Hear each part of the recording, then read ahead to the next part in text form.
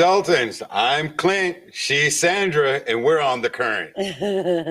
So today we're going to talk about marriage on a mission. And by the way, happy Valentine's Day. We just coming to you from the Daltons with that. I'm going to let my wife start this off today.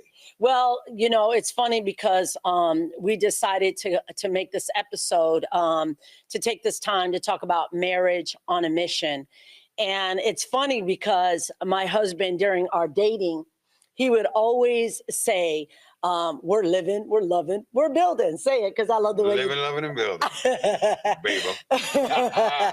So he would, during our dating, he would always say, living, loving, and building. We're going to be living, loving, and building. Then we got married. And he's like, you know, he would even text me, living, loving, and building. And I said, you know something? I said, we're going to adopt that as our mission statement. And I've never in my life have done a mission statement. You know, we talk about in the marketplace, in entrepreneurship, in business, in ministry, developing your mission statement, right? I want to ask you out here today, have you ever considered doing a mission statement for your marriage? I've never, ever thought about it until we got married, and he just kept saying living, loving, and building.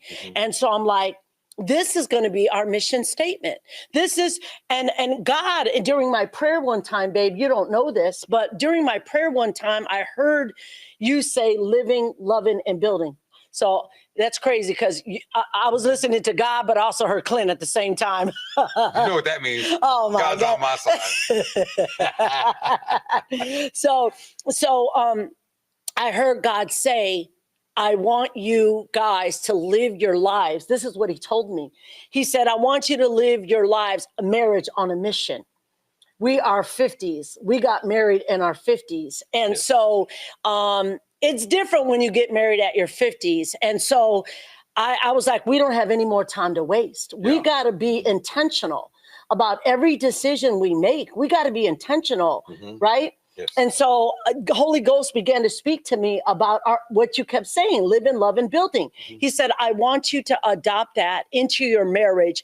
And I want you to adopt this message, living, loving, and building. And so this is going to be like, how do you want to say, your GPS? That's the word I'm looking for. This is going to be your GPS. You know, when you're going the wrong direction, your GPS tells you, rerouting. Turn right now. It doesn't say that.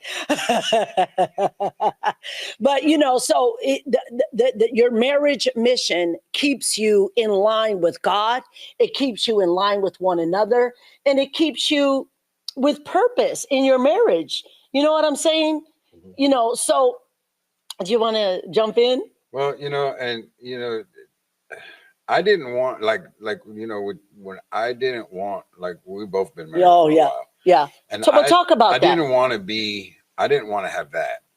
Which was what? Well, I'm just saying, my wife, bro, she ready. We ready. Sandra's ready. No, I'm just saying. No, but I didn't want to have the negative in my life.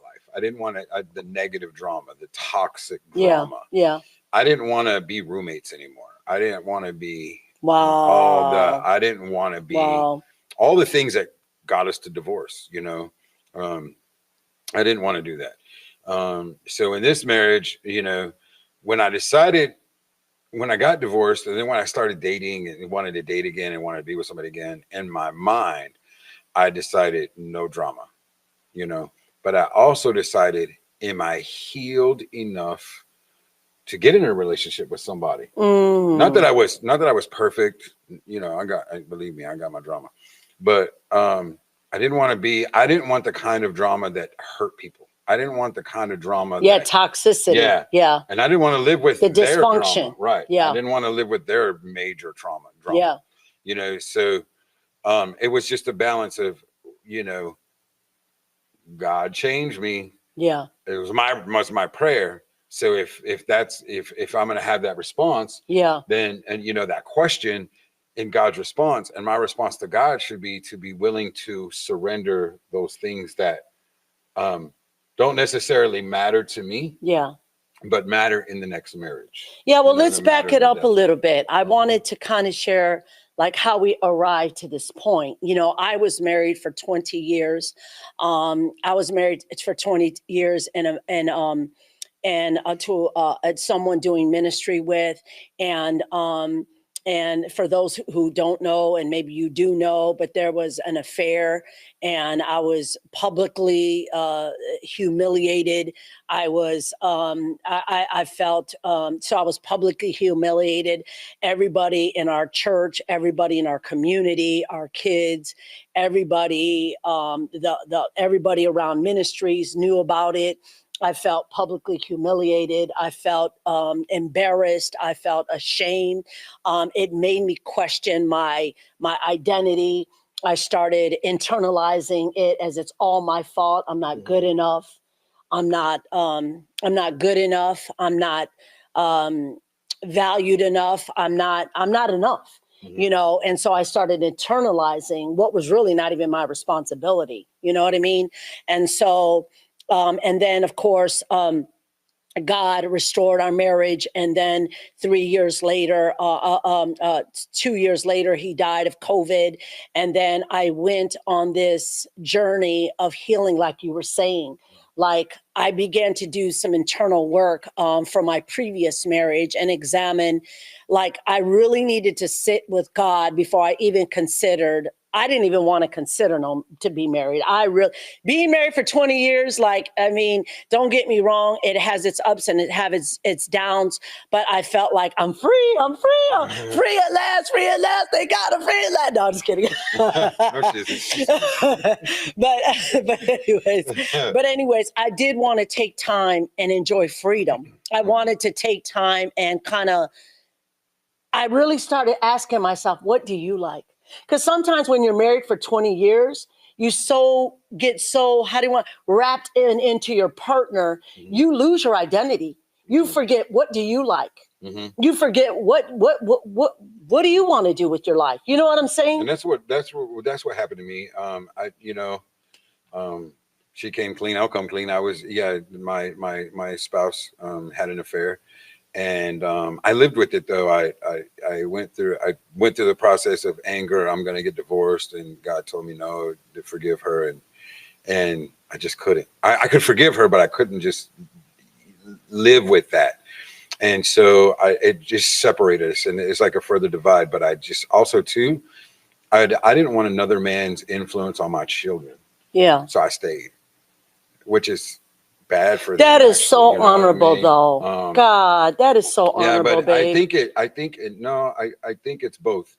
It's honorable, I guess. Okay, but I also think I hurt them in a way because I showed them that it's okay to allow disrespect. It's okay to allow that, and it's okay to live how you want to live. And that's where I dropped the ball. Okay, you understand? Yeah. I think they would be maybe not in a better place, but they would probably be in a different place. Yeah. But this is a decision I made. I didn't want another man's influence, and I didn't want to, pack up my kids every other weekend and fight about who's going to take them to Disneyland and all that stuff. I didn't want to do that. Yeah. So I did it, and I did kind of lose myself. And wonder if there was anything better, or if this was just what it is. Yeah. This is called life, So when I, got divorced and I was single, How long were you single for? 7 years. Wow. 7 years. And basically you could say a long time, because I was checked out of the marriage right after the affair. I was checked out. There would be a lot of times I would sleep on the couch or. So like you were saying, you became roommates. Yeah, roommates. Yeah, yeah, basically. Yeah, yeah. Not fair to anybody in the relationship. So I do all my faults, but it doesn't matter, But the key thing for us is that I love the fact that you said. I love the fact that you said you asked yourself, "Am I healed enough to start dating again?" Wow. Like, we don't do that. Like, we're ready to take, we're ready to jump into, well, he hurt me or she hurt me. I'm ready to jump in. Let this person come and fix me because the other person didn't fix me. They broke me, but this person is going to fix me. And that's the lie of the enemy. Like, there's really no one on this planet Earth, no matter how amazing they are, can fix you. Right. Only actually God. He's the source of the brokenhearted. The Bible says he's the healer of the brokenhearted. And I think the worst injustice we can do to anybody and put that type of responsibility on another man or another woman is unrealistic expectations. And I think we all do it. I think you're supposed to come in and fix everything that Joe did to me. You're supposed to come in and fix everything that Jan did to me, right? And so, but it never works. And then you find yourself in another messed up relationship. Yep. And the cycle continues. And the cycle continues. As That's the good. sand flows through this hourglass. That Days of Our Lives saying is like sands through the hourglass. So are the days of our lives. And I ain't having a soap opera life. I'm just not. I'm doing it. I'm not doing it. But I do want to live. Yeah. So living, loving, and building. Yeah. I want to, with my living. Yeah. I want to live ridiculously relentless in everything I do, which is my relationships, my jobs, and adventure. Yeah. I ain't trying to sit at home. Yeah. Look at 4 walls. I'm going to be at the beach. Yeah. I'm fixing to be, in hiking, the mountains. Yes. Fishing. Yes.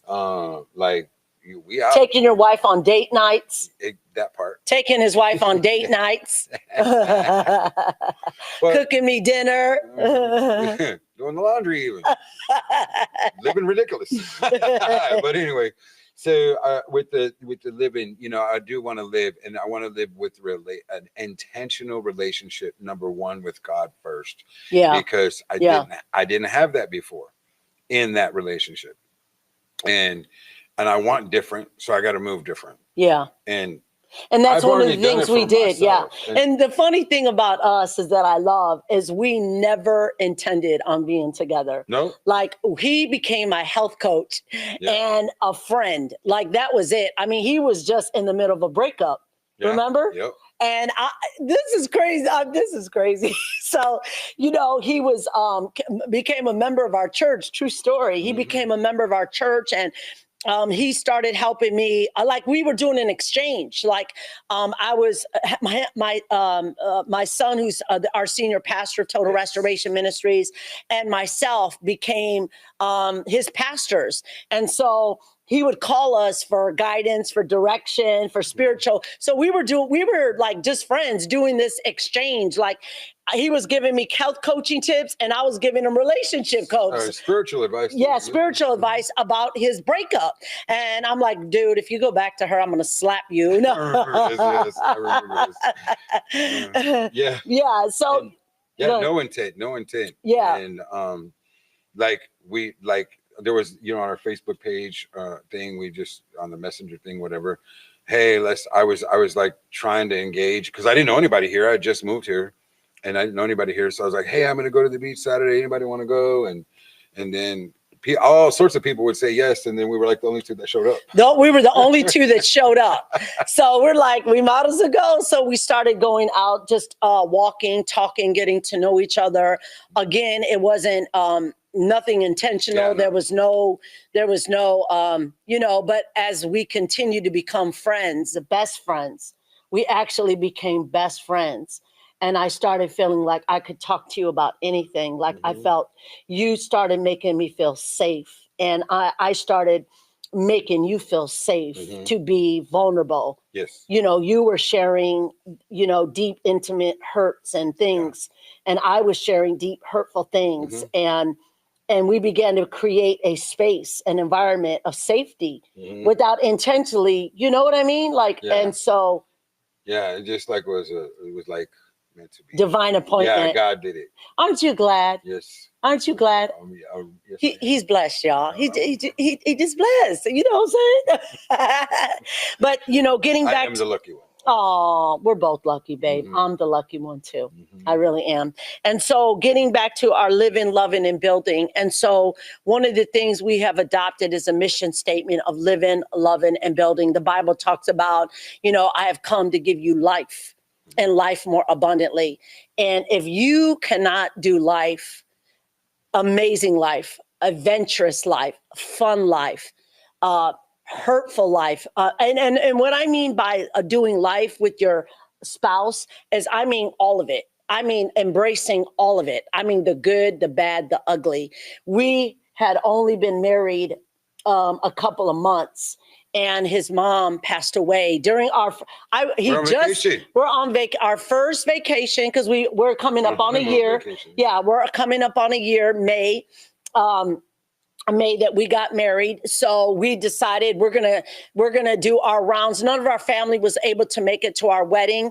They all live on the East Coast, the Midwest. So we decided we're gonna do our introductories during our vacation. So we took 2 weeks off of our jobs so we could go visit. I could introduce him to my family in Ohio. He could introduce me to his family in Texas. And in the process, his mom passes. Like we took her out to eat. We had an amazing couple of days just hanging out with her, shopping, hanging out with her. And then we get a call in the middle of the night.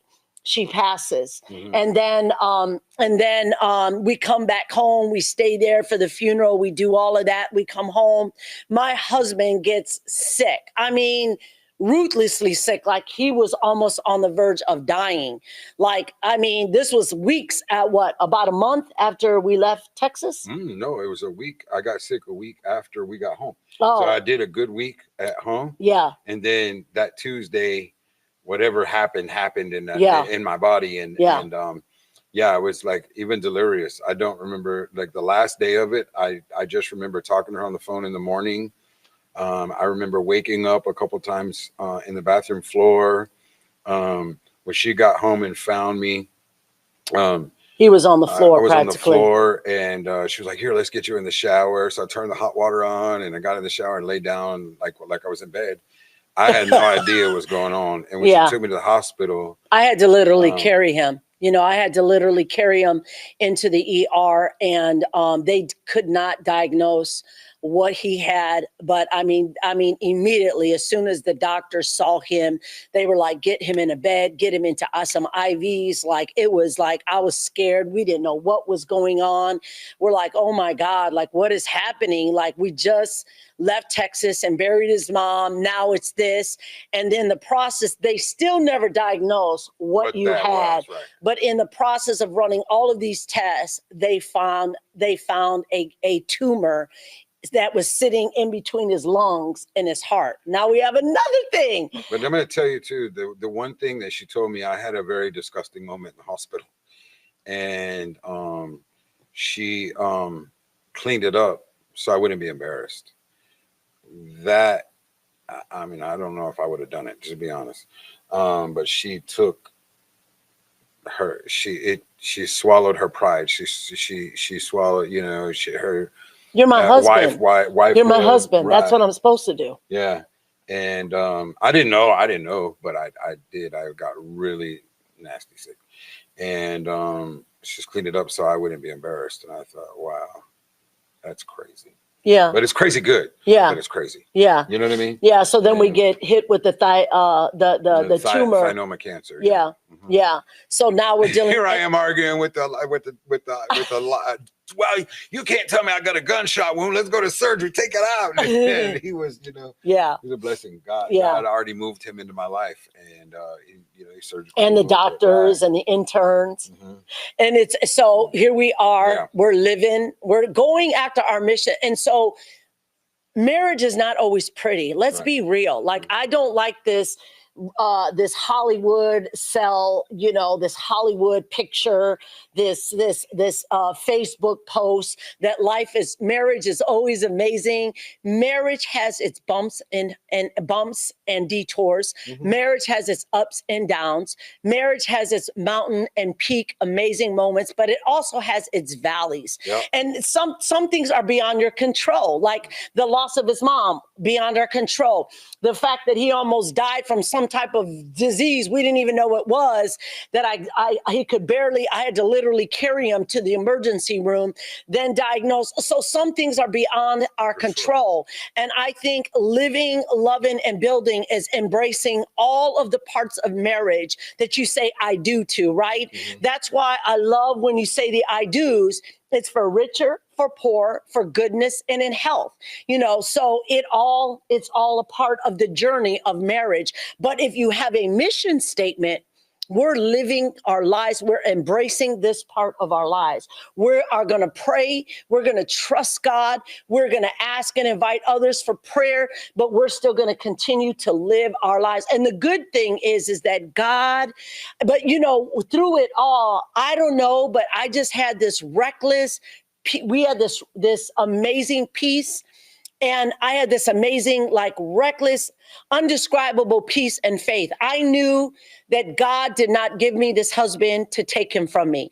I knew that we had just recently got married. I don't care what the doctors are saying. I don't care what God has a plan for and it's so crazy because when I told Apostle Eddie, he's like, I don't even worry about it. He was like, God is just getting started with Clint. I was like, wow, and it was true. And when he said it, it just boom, you know what I'm saying? It gave me a peace. And, it is, but, I ain't always a happy person.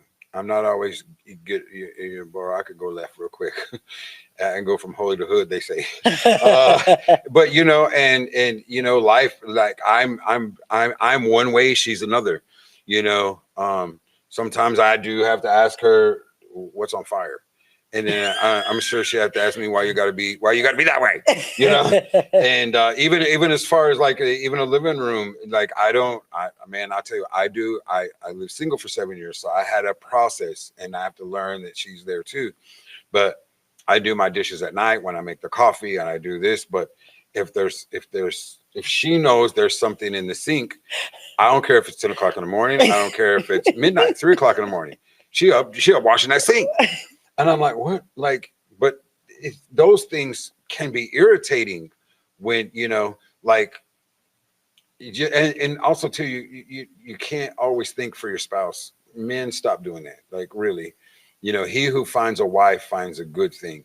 And Proverbs 18:22. So, I know, and I had a mama too who would be like, you're gonna cook. I would be like, dang. We had chores, so chores are good, but also too, we have our way of doing things, and then she has her way of doing things, and we all know that creates conflict. But how do you react through the conflict? There you go. There you go. That's part of the building. Yeah. The living, loving, and building. That's right. You have to build it. Yes. You have to build it. So sometimes making the dishes right away, instead of keeping them up until, is putting a screw in a frame to make it solid. Yeah. So you gotta adjust. You gotta be willing to surrender. Yeah. And surrender with even God. You cannot, your marriage ain't gonna, and I'm just gonna say it, I learned it. I'm living it. I'm building it. A marriage through the foundation of God. I didn't have that before. Yes. I'm admitting it. I didn't have it before. And so even when you have it, it's still a challenge. Yeah, you got to challenge it, but you think different, you move different. Yeah. And you got to remember why. Yeah. Because I love her. Yeah. Why? Because I don't want to be alone. Yeah. Yeah. She's my best friend. Yeah. And so that's another thing. Marry your best friend. Heck yeah. Woo! But I love how God did that for us. We had no intentions on being together, and we built a solid friendship with no agenda, no motives, no judgment, nothing. No nothing. And you were able to be yourself. I was able to be myself. And it was really kind of funny because when we started having feelings for each other, so we had 3 conversations. So I'll just go to the second one. The second one was, Clint, I just want to reiterate, we're just friends. I'm your pastor. I'm this, and I'm like, okay. Then the third thing, Clint, we had a really good day. And we went with another friend. We were spending all days, New Year's Day last year, 2024, New Year's Day. Yeah. We spent in Santa Monica, going to different shops and having lunch and stuff, and with this friend. And With my bestie. Yes. And still not there. But we noticed. And the friend did too, because she was looking like, why did you just give in? It's so obvious. You know what I mean? But we're sitting at the table and she keeps looking at him, then looking at me, then looking at him, and we're still in denial. Like, no, well, he's not. He's stuck. Like, I'm like, dude, stop staring at me. She was too. No, I'm like, so dude. Anyway, on the way home, I get a phone call. We just barely separated to go our ways because we weren't married and we were friends. She says, Clint, she goes, I need to reiterate this conversation. And, we're just friends. And I said, okay, wait, this is the third one. Did you catch feelings? And she said, no, Clint, just I'll call you tomorrow. And hung up on me. Yeah. But, we didn't intend. Yeah. We didn't. Like every doing Pomona cleanup. Well, not the Pomona cleanup one, the other one. When we were doing today, I think, the outreaches. Yeah, community pull up. And community pull up, and then doing like feeding the homeless. And then we were just doing church together. Yeah, we were going to church. We were volunteering. Mm-hmm. He was coming after work, right after work, and he was helping us serve the community. He was getting his, he was getting involved in the church and being a part of our outreaches. Mm-hmm. And I was like, wow, I love that. I love that. That you had a heart for God and had a heart for people. You know what I mean? So. Yeah. So getting back to our second part of the mission is living, is understanding that you have to embrace all of the part of the living, the life that you're doing with your life partner. It's going to be good days. It's going to be bad days. It's going to be up days. It's going to be down days, accepting that's going to be imperfect. You're not going to be on all the time. And so the second part of our thing was love. And love is key, because even 1 Corinthians says all hope, love, but the greatest of these is love. And you got to be willing to love. And I love, because you have to cultivate love. In other words, you got to grab we were talking about this yesterday. You got to grab a shovel and you got to go to work, right? And so when things are going bad in marriage, the first thing many people do, they want to start looking for somebody else. Maybe the grass is greener somewhere else. But when you make a commitment to stay loving, it's a choice. I'm going to love you when you're good. I'm going to love you when you're getting on my nerves. I'm going to love you when we don't see eye to eye. I'm going to love you even though we have differences of opinions. I'm going to love you when we I have an argument. You know what I'm saying? But then there's always the makeup, hint, hint. Anyways. She's out of control. We're on TV. I love it. But you know what I'm saying, but we're talking to adults. You know what I'm saying? Right. And just because we're saved don't mean that we don't, have intimacy, but that's part of the love language. That's part of love, is having intimacy. Sexual intimacy is part of love. You know what I'm saying? So, and so love, I think that, we have to adopt a love. The love of Jesus Christ is what I'm talking. Not a secular love, not imaginary love, not a love with conditions. You have to love your spouse like Jesus loves you. And if Jesus loves me, wow, I'm not perfect every day. I don't do everything the right way. Sometimes I want to cuss people out on the 405. Yes, I'm a pastor. I still want to cuss people out. You know what I'm saying? So 3 minutes. Holy the hood. Yeah, holy the hood. So, I hope we kind of helped you with the living, loving, and building part. We want to encourage you to get involved with people who love each other. People, you got to associate yourself with good people, but love, man, and seek it. Talk to your pastors. Come to our conference. Again, it's going to be in February. Yeah. But it is Valentine's Day, and I just want to make sure that I participate with my wife, my beautiful, lovely wife. Oh, will you be my Valentine? Yes, I will. Oh. Look at you! Look at! Oh, thank you. You're so welcome. Oh. And so, we just want to close with living, loving, and building. Have a mission statement. Yeah. Live out your mission. Yeah. You get one shot, or you should. So don't waste it. Yeah. Yeah. Don't waste, enjoy the partner that God give you. continue to be intentional about showing appreciation. Like sometimes we women, and I'm getting ready to close, but we can be naggers, and I'm admitting it for all of us. But I have to stop and say, Holy Spirit says, stop it, stop it. And I have to stop and say, I thank you for being amazing. I thank you for taking the trash out. I thank you for buying me flowers. I thank you for thinking about me today and texting me. And text your spouse. Continue to never stop dating your spouse. Send them texting. Sometimes I wake up, my husband has a love note for me sitting on the coffee table. And so you better never stop. You're going to be in trouble. So this is the thing. So really quickly, this is the thing I tell them all the time. If you don't act right, you're going to be in trouble with God. Yes, she sure does. But I just want to say, men out there, put the pride down, man. Put the pride down. Love your wife, love your children. Yeah. Love your church, love your community. Yeah. And you know, testosterone, it's not always a good thing. Yeah. Just make sure you're doing that for your families and stuff. I just want to talk real quick about that while I'm saying that. Conversations for men by men. We have that. I'm booking now. Yes. Come on, we got to, yes. You know, the vision is to get men intimate with God so they can be more intimate at home. Come on now. And I mean that in your child's life. I personally have a problem with a 10-year-old little boy wanting to be a little girl. Yeah. So I'm going to be quiet with that, but it's on the video. It's on the little roll after this thing. Conversations for men by men, book now. Don't miss it.